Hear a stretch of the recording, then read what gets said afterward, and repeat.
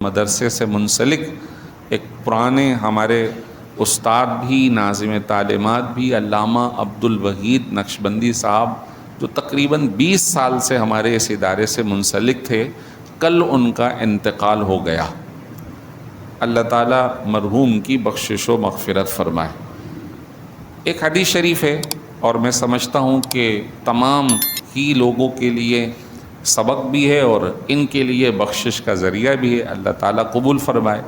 حضور نے فرمایا صلی اللہ علیہ وسلم، بیہقی کی حدیث ہے، کن عالمن، عالم ہو جا، او متعلمن، یا تو علم حاصل کرنے والا ہو جا، او مستمعن، یا تو علم سننے والا ہو جا، او محبن، یا علم حاصل کرنے والے، علم پڑھانے والوں کا محبت کرنے والا ہو جا، ولا تکن خامسن، اور تو پانچواں نہ بننا۔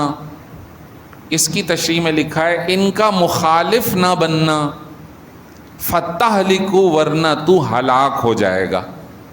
الحمدللہ مولانا فاضل تھے دارالعلوم نعیمیہ کے، تو عالم تھے۔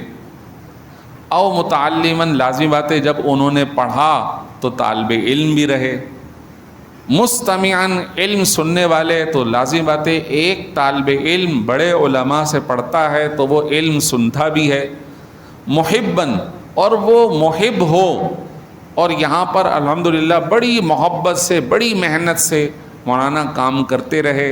اس کا ثبوت ہمارے دائیں بائیں علاقوں میں رمضان میں ہمارے اعلانات آپ سنتے ہیں، تسلسل سے تراویح کے لیے طلباء پڑھانے جا رہے ہیں، ہم اعلان کر رہے ہیں۔ کئی طلباء طالبات ماشاءاللہ حفظ قرآن کر کے اور ناظرہ پڑھ کے، قرآن پڑھ کے، دینیات پڑھ کے فارغ ہوئیں، اور بچے فارغ ہوئے، اور اس میں ان کا بڑا ہاتھ ہے۔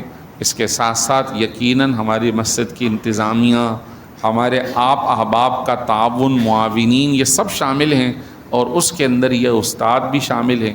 تو ان چاروں باتوں کو دیکھتا ہوں تو الحمدللہ اللہ نے انہیں یہ چاروں باتیں عطا فرمائی۔ اس سے ہمارے لیے سبق ہے کہ ہم بھی اگر عالم بن سکتے ہیں تو بن جائیں، کوئی دروازے بند نہیں ہیں، نہیں بنتے تو کچھ نہ کچھ طالب علم بن کر زندگی گزاریں، کچھ سیکھیں، دین سیکھیں، اور نہیں تو کم سے کم علماء کی صحبت میں بیٹھیں، کہ آج کے پرفتن زمانے میں بہکانے والے، دین سے دور کرنے والے، گناہوں کی رغبت دلانے والے بہت ہیں، اور بہت کم لوگ رہ گئے ہیں جو اللہ اور اس کے رسول کی بات بتا کر صحیح راستہ بتانے والے ہیں۔ اور کچھ نہیں کر سکتے تو کم سے کم دل میں اہل دین کی محبت رکھیں، ان سے محبت رکھیں، ان کے ساتھ تعاون کریں، اور پانچویں نہ بننا، یعنی ان کے مخالف نہ ہونا، ان سے ضد نہ کرنا، ورنہ تم ہلاک ہو جاؤ گے۔ لازمی بات ہے ان کی مخالفت بیسیکلی ذات کی مخالفت نہیں ہے، دینداری کی مخالفت ہے۔ تو جو دین کے مخالف ہوگا وہ کب بچ سکتا ہے، اس کی کوئی گنجائش نہیں۔ دوسری ایک اور بات، ایک تھوڑا سا موازنہ، تقابل۔ ایک شخص ہے، وہ جب سے اس نے ہوش سنبھالا ہے وہ کماتا ہے، اس نے جائیداد بنا لی، سب کچھ کیا، زندگی بسر کی۔ جب وہ دنیا سے جا رہا ہے، اب سوال یہ ہے کہ وہ اپنے ساتھ آئندہ منزل کے لیے کیا لے کے جا رہا ہے۔ جتنی جائیداد بنائی وہ سب آپ چھوڑ کے جائیں گے، ہم چھوڑ کے جائیں گے۔ جو کھا لیا پی لیا اس کا جواب دینا پڑے گا، کہاں سے کمایا، کہاں خرچ کیا۔ لیکن ایک عالم، ایک حافظ جو استاد بن جائے، اس کی بھی زندگی گزر گئی، اس نے بھی پڑھایا لکھایا، اور اس کی زندگی بھی الحمدللہ عزت کے ساتھ گزری۔ اور جب وہ گیا تو اصل اس نے سرمایہ جمع کیا، اور اب جب وہ جا رہا ہوگا تو سینکڑوں حفاظ علماء جن کو اس نے دین پڑھایا ہوگا، ایک ایک لفظ وہ پڑھ رہے ہوں گے، یہ قبر میں مرحوم ہوگا، اللہ تعالیٰ اسے ان تمام کا بدلہ عطا فرما رہا ہوگا، جزا عطا فرما رہا ہوگا۔